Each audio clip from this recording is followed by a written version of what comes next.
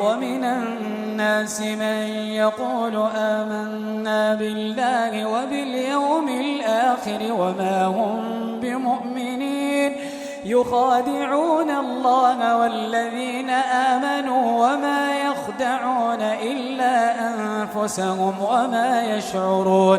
في قلوبهم مرض فزادهم الله مرضا ولهم عذاب أليم